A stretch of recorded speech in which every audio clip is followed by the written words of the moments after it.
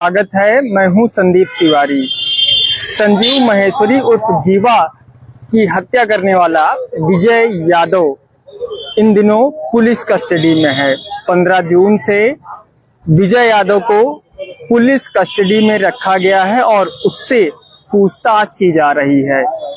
विजय यादव की police custody remand का आज आखिरी दिन है। आज शाम 5 बजे से विजय यादव की पुलिस कस्टडी रिमांड खत्म हो जाएगी। इन 3 दिनों में पुलिस ने कई सवालों के जवाब विजय यादव से जानने की कोशिश की, लेकिन वो गोलमोल जवाब देते हुए नजर आया। हालांकि बताया यह भी जा रहा है कि बीते दिनों जो उसका बयान सोशल मीडिया पर वायरल हुआ था, अब उस बयान से भी वो मुकरता हुआ नजर आ रहा है। फिलहाल हमारी मौजूदगी है लखनऊ के चौक कोतवाली के बाहर, जहां पर विजय यादव को रखा गया है और यहाँ पर उससे पूछताछ की जा रही है। बीते शुक्रवार को एसआईटी की टीम और लखनऊ पुलिस की टीम ने काफी देर तक उससे पूछताछ की, लेकिन वो गोलमोल जवाब देता हुआ नजर आया। वहीं जो पूर्व में उसने बयान दिया था कि इस पूरे हत्याकांड को अंजाम देने की वजह उसने जो बताई थी कि असलम के भाई जो अशरफ का जो भाई है अतीफ, वो लखनऊ जेल में बंद है और उससे संजीव महेश्वरी और आतिफ के बीच में कुछ कहासुनी हुई थी और इसको लेकर उसने इस पूरे हत्याकांड की रणनीति नेपाल में रची थी। इस हत्याकांड को अंजाम देने के लिए 20 लाख रुपए की सुपारी देने की बात उसके द्वारा उस बयान में कही गई थी। लेकिन अब जो 3 दिनों की पुलिस कस्टडी रिमांड में इन दिनों विजय यादव चल रहा है, अभी फिलहाल वो चौक कोतवाली के अंदर मौजूद है और यहाँ पर भारी संख्या में पुलिस के साथ साथ पीएससी के जवान उसकी सुरक्षा के लिए तैनात हैं।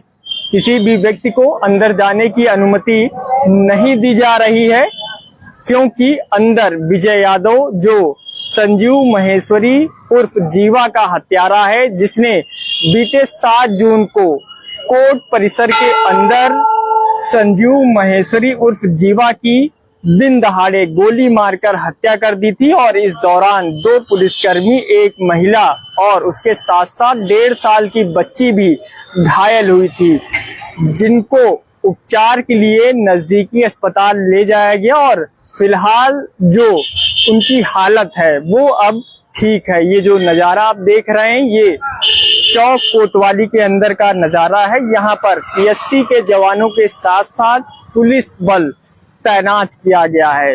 अगर इन पिछले 2 दिनों की बात करें, जो पिछले 2 दिनों से पुलिस कस्टडी रिमांड में विजय यादव को रखा गया है, उस दौरान उससे कई सवाल जानने की कोशिश की गई है। सूत्रों से मिली जानकारी के मुताबिक पुलिस ने जीवा से सवाल किया कि जीवा तो काफी साल से जेल में था, तुमने उसको कैसे पहचाना? विजय ने जवाब दिया, नहीं, मैंने फोटो नहीं देखी थी। जीवा जब कैदी वाली बस से पुलिस वालों के साथ उतरता था तभी मेरे साथ वाले व्यक्ति ने मुझे दिखाया था, इससे पहले मैंने उसको कभी नहीं देखा था। वहीं पुलिस ने एक और सवाल किया, वो सवाल ये था कि तुम असलहा तस्करी के धंधे में कब से हो? इस सवाल का विजय यादव ने जवाब दिया कि 2 साल से इस धंधे में हूँ। मुंगेर से पिस्टल लेकर मैं मुंबई और राजस्थान में कई बार सप्लाई कर चुका हूँ। हालांकि पुलिस ने जब विजय से बार बार उसके साथियों के बारे में पूछा तो वो गोलमोल जवाब देता रहा।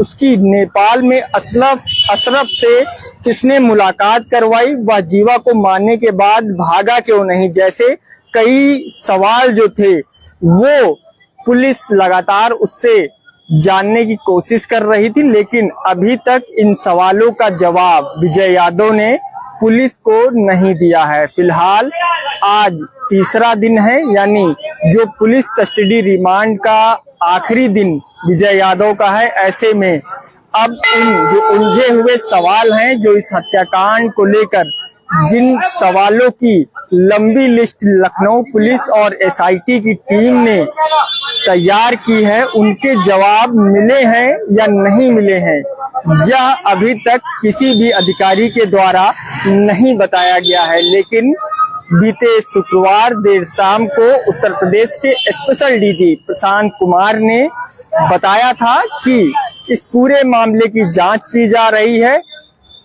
विजय यादव के साथ साथ इस हत्याकांड में कौन और लोग शामिल हैं, इस मामले की भी जांच की जा रही है। किसी भी अन्य व्यक्ति की संलिप्तता पाए जाने पर किसी को भी बख्शा नहीं जाएगा। हर तरह के हर पहलुओं पर लगातार पुलिस और एसआईटी की टीम जांच कर रही है, क्योंकि उत्तर प्रदेश के मुख्यमंत्री योगी आदित्यनाथ ने इस हत्याकांड के बाद 3 सदस्यीय एसआईटी टीम का गठन किया था, जिसको 7 दिन के भीतर शासन को रिपोर्ट सौंपनी थी। लेकिन आज इस हत्याकांड का 10वां दिन है। फिलहाल अभी जांच कहां तक पहुंची है और किन सवालों के जवाब लखनऊ पुलिस और एसआईटी की टीम को मिले हैं, इसका जवाब अभी तक किसी भी अधिकारी के द्वारा नहीं दिया गया है। लेकिन जिस तरह से उससे अभी तक पूछताछ की जा रही है और सवालों का जवाब जानने की कोशिश की जा रही है, इससे यह अंदाजा लगाया जा सकता है कि इस मामले को लेकर एसआईटी की टीम और लखनऊ पुलिस की टीम बेहद सक्रिय है। वहीं जिस तरह से वो गोलमोल जवाब देते हुए नजर आ रहा है, उससे एक बात को लेकर और आशंका जताई जा रही है। बताया जा रहा है कि पुलिस अब इस मामले को लेकर नार्को टेस्ट करवाने के लिए कोर्ट में अर्जी दाखिल कर सकती है, क्योंकि आज शाम 5 बजे विजय यादव की पुलिस कस्टडी रिमांड खत्म हो जाएगी और इसके बाद उसे लखनऊ की गोसाईगंज जेल में दाखिल करना होगा। लेकिन जो जवाब अधूरे हैं इस पूरे हत्याकांड को लेकर, क्योंकि जिस तरह से उसने ताबड़तोड़ फायरिंग की थी और उसके बाद भी वो कोर्ट परिसर से भागा नहीं था। इन जो इस सवालों की लिस्ट है लखनऊ पुलिस के, वो अभी सवाल उसी तरह बरकरार हैं।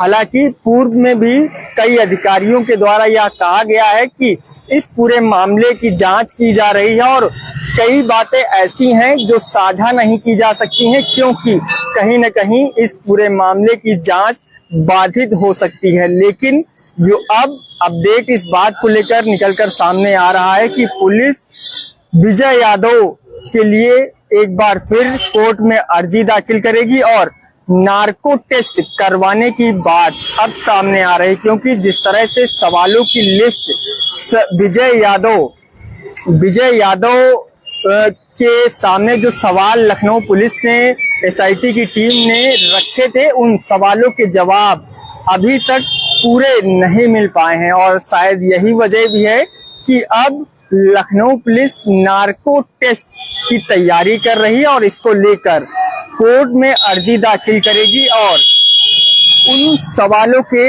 जवाब जानने की कोशिश करेगी जो अभी तक अनसुलझे हुए हैं। हालांकि अगर पुलिस जांच की बात करें तो जिस तरह से इस हत्याकांड में नेपाल से कनेक्शन की बात सामने आई, 20 लाख रुपए सुपारी देने की बात आई, वहीं जो उसके पास से रिवॉल्वर बरामद हुई वो भी काफी महंगी थी। करीब 6 से 7 लाख रुपए की रिवॉल्वर है जो उसके पास से बरामद हुई है और उसके साथ ही साथ उसकी जो कारतूस है उसकी कीमत भी 1500 से 2000 है। हालांकि पुलिस तमाम उन पहलुओं पर जांच कर रही है जिससे यह पता लगाया जा सके कि आखिर इस हत्याकांड का मुख्य आरोपी कौन है। हालांकि विजय यादव को मौके से ही गिरफ्तार कर लिया था उस दौरान, क्योंकि वहां पर कोर्ट परिसर में बड़ी संख्या में अधिवक्तागण मौजूद थे, पुलिसकर्मी मौजूद थे, लेकिन उसके बावजूद जिस तरह से उसने इस वारदात को अंजाम दिया, उसने उत्तर प्रदेश की कानून व्यवस्था पर बड़ा सवाल खड़ा कर दिया, क्योंकि कोर्ट परिसर के अंदर इस तरह से हत्याकांड को अंजाम देना एक तरह से बड़ी बात है, वो भी उस व्यक्ति के लिए जिस व्यक्ति का विशेषकर आपराधिक इतिहास ना रहा हो। क्योंकि जिस तरह से बीते दिनों प्रयागराज में अतीक और अशरफ की हत्या कर दी गई थी, ठीक लगभग उसी अंदाज में संजीव महेश्वरी उर्फ जीवा की लखनऊ कोर्ट में गोली मारकर हत्या कर दी गई। यानी अब इन पहलुओं पर भी पुलिस जांच कर रही है कि आखिर क्या कोई अन्य गिरोह इस तरह की रणनीतियों को तैयार करके इन माफियाओं को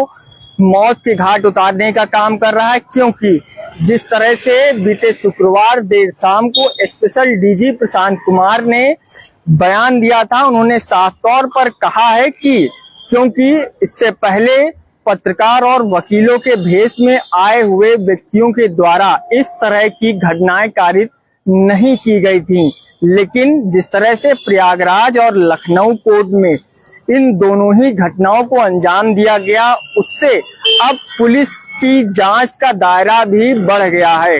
हालांकि पुलिस को अब आशंका है कि कहीं पुलिस के भेष में ही कोई अन्य शूटर आके कोई बड़ी घटना को अंजाम ना दे।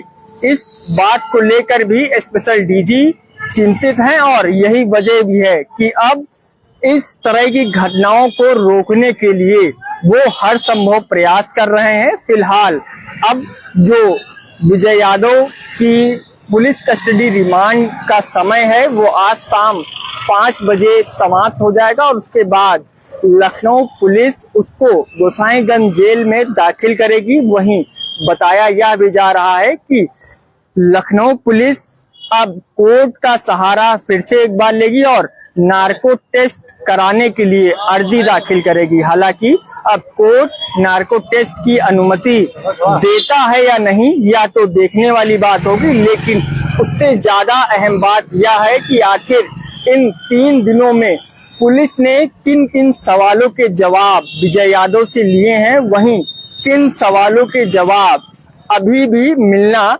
बाकी है। क्योंकि जिस तरह से एसआईटी की टीम का गठन हुआ था और उस एसआईटी की टीम को सीएम योगी ने साफ तौर पर निर्देश दिया था कि इस पूरे हत्याकांड की रिपोर्ट 7 दिन के भीतर शासन को सौंपनी होगी, लेकिन आज इस घटना का 10वां दिन है और अभी तक शासन को जांच रिपोर्ट नहीं सौंपी गई है। ऐसे में एसआईटी की टीम के लिए भी चुनौती है।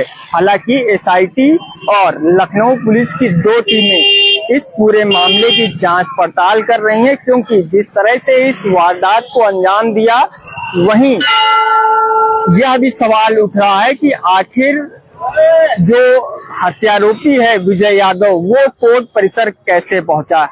उसने इससे पहले यह कहा था कि वो पहले नेपाल गया था और उसके बाद बहराइच गया, बहराइच से वो लखनऊ आया और लखनऊ से वो कैसरबाग स्थित कोर्ट परिसर पहुंचा। लेकिन इस दौरान उसके साथ कोई अन्य व्यक्ति था या नहीं, इस बात को लेकर भी लगातार पुलिस जवाब तलाशने की कोशिश कर रही है।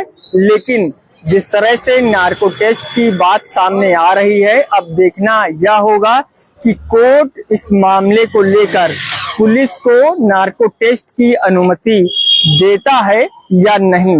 लेकिन जिस तरह से सवालों में अभी तक विजय यादव ने पुलिस को उलझा रखा है, उससे एक बात तो साफ है कि विजय यादव अकेला इस हत्याकांड में शामिल नहीं था। इसके पीछे कई लोगों के नाम या पूरी एक तरह से कड़ी जुड़ी हुई है और इन कड़ियों का पता लगाने के लिए पुलिस और एसआईटी की टीम लगातार प्रयास कर रही है, जिससे कि मुख्य आरोपी तक पहुंचा जा सके।